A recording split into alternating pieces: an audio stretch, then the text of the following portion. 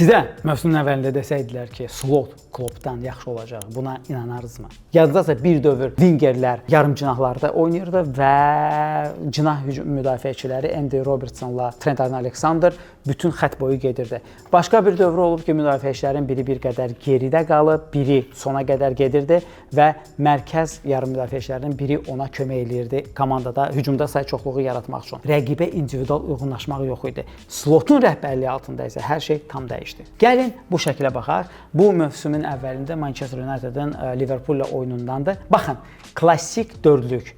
Top Alissondadır. 4 Liverpool müdafiəçisinin qabağında 2 double pivot və eyni zamanda hücuma keçdiyi halda həmin 4-2-4 prinsipi hücum xəttində də gözlənilir. Və ya burada Arsenal maçda da Liverpool rəqibi də 4-2-4 prinsipi ilə pressing eləyir və burada sadəcə olaraq bununla da rəqib qapıçısına bir pas mövqeyi imkanı yaradır, hansını ki Liverpool oyunçusu pressing eləyəcək. Kloppun son mövsümündə və Arne Slotun mövsümündə sadəcə olaraq bir şəkillə sizə illüstrativ olaraq görəcəksiniz ki, Arnold Alexander'ın rolu necə dəyişib. Sonuncu bir statistikanı sadəcə demək istəyirəm. Liverpoolun çempionluğunun səbəbkarlarından biri də əlbəttə ki, həm də Slotun yaratdığı şərait, platformada tam çiçəklənən oyunçu Muhammed Salahdır. Muhammed Salah özünün şəxsi rekordunu çox güman ki, bu mövsüm %100 vuracaq, əgər zədələnməsə.